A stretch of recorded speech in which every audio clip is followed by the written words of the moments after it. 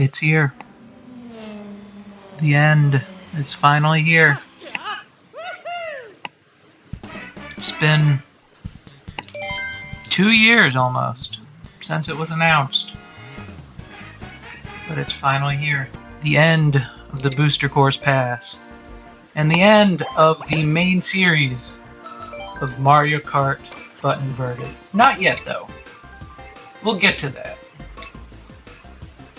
First, the Acorn. Now, in the main, they may have finally learned how to texture, like, buildings and stuff. They learned grass back in Wave 4, and just kind of forgot about that. It somehow they didn't use it to its fullest potential on the city tracks. Holy crap, this was not made for 200. Even in the scaling up that they do, which is why we have such giant Toads and Yoshis, it's still not made for this game. You can clearly tell. I do respect the Booster Course team for doing this, giving us more content. But it's very clear that the amount of care put into these waves, it's just not the same as previous Mario Karts. Just going into retros. These are not really scaled properly for the game that they're going to be put in. They still kind of feel like they're made for the phone. It's better, but then you account for this, and it's like, what? What the? Why was there two? I know you don't, Toad. Toad, no you don't. I hear you weirdly shaped fungus. Okay then.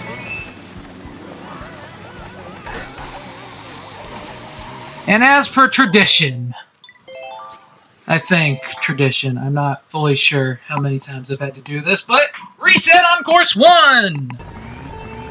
Looking at those weirdly colored Toads again, I was playing online recently, and I realized those are from base Mario Kart 8. It's just the original developers placed them a lot farther back, so we could not see how slow and choppy their animation, in quotes, were. Yeah, like I said, a lot less care from a most likely a lot less experienced team. They just kind of slapped them on the starting line really close to the player, just like that audience GIF animation thing. You've got to be kidding me. Thanks for that.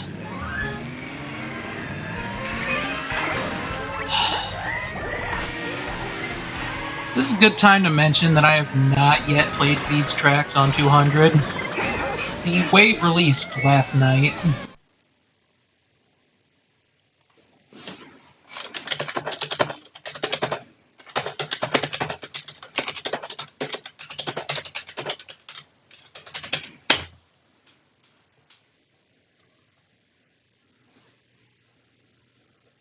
So, I am not at all familiar with these tracks. Especially not at these fast speed. As I've seen in Madrid, which we will get to in the next episode, it's not all that they didn't learn for both tracks. And I don't get why. Ooh. You know, the mountain itself looks the same. It's just the volcano looks way hotter. It's blue fire. And apparently, the gap cut is still, in fact, possible from what I've seen. Is it possible on 200? It is not possible shroomless on 200. Oh, f you! You! Oh, there's the first Vine Booms of the video. One thing that I never did get with the rocks is why did they all make them orange, even if they weren't originally orange.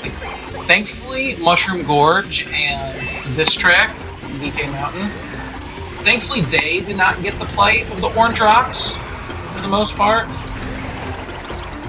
Because with the orange rocks, they just would look ugly.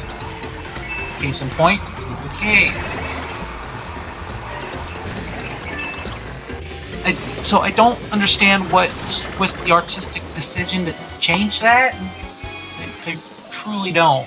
Another thing about this wave, there wasn't a balance patch for the most part. They just added more invincibility frames to some carts. And I'm quite annoyed that it was not patched because I'm a very, very anti-meta person.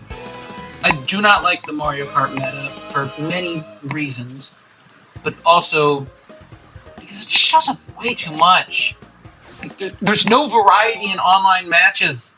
It's just the Yoshi, or just the dang teddy bear with sometimes Yoshi, sometimes Peach, sometimes Birdo. It's just, why? It's always that specific combo. You barely see anything else. Sometimes you see a person still rocking the Waluigi Wiggler. And it's just, there's no variety. What makes it even worse is, for me at least, around the 8,000 VR range, or 8.5K. Unless there's item bull crap going around, I can still come in 1st through 6th. And I play as this online. I think is one of the worst combos. So the fact that someone playing a very bad combo can outskill the people that are using the best combo in the game, it's just sad in a way. Like, you go through all this to go, oh, I'm better, I have this, I have the special properties, and then they just don't even win.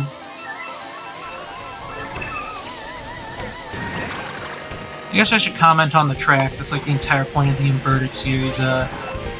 Looks weird. Grass is green as normal. The road is blue, which I wasn't in this. Which I wasn't fully expecting. But after like 12 episodes of this, you start to learn what to expect. Or I guess this is the 11th, so yeah. You start to learn what to expect from this stuff. First time, it's like, whoa. Then it's just, oh, yeah, expected. Maybe I'm just used to this. Oh, okay. Someone turned up the heat, and it's either a hot spring or a jacuzzi. Toads, I would not be fully submerged in this red water. It's either Blood Lake or this water's hot.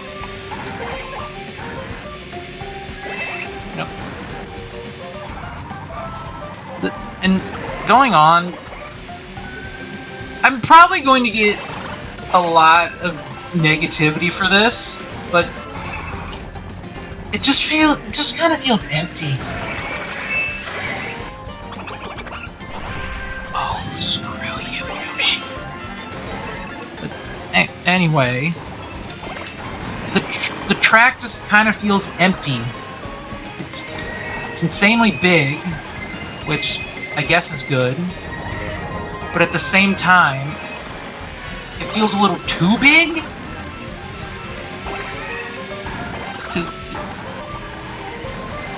It's all just...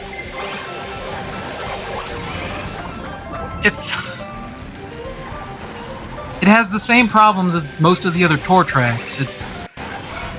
There's just long straightaways, or turns with not much going on. This one is to a significantly less extent than the other ones, but still.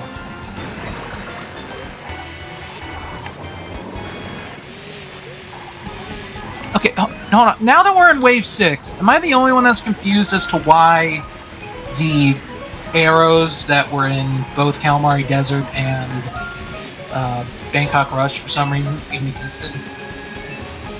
Like, why were they there? Why create an entirely different texture, an image file, for something that you're only going to use twice, and not even consistently in the same way? Oh no. Toad. Yoshi, what have you done? Time to do it all again! Oh hey, I did it. Looks like a jacuzzi because of the red water. Wait, jacuzzi's whatever. Close enough. There. Look, I was running out of commentary. I've been recording this cup alone for 30 minutes. I'll see you all in the finale.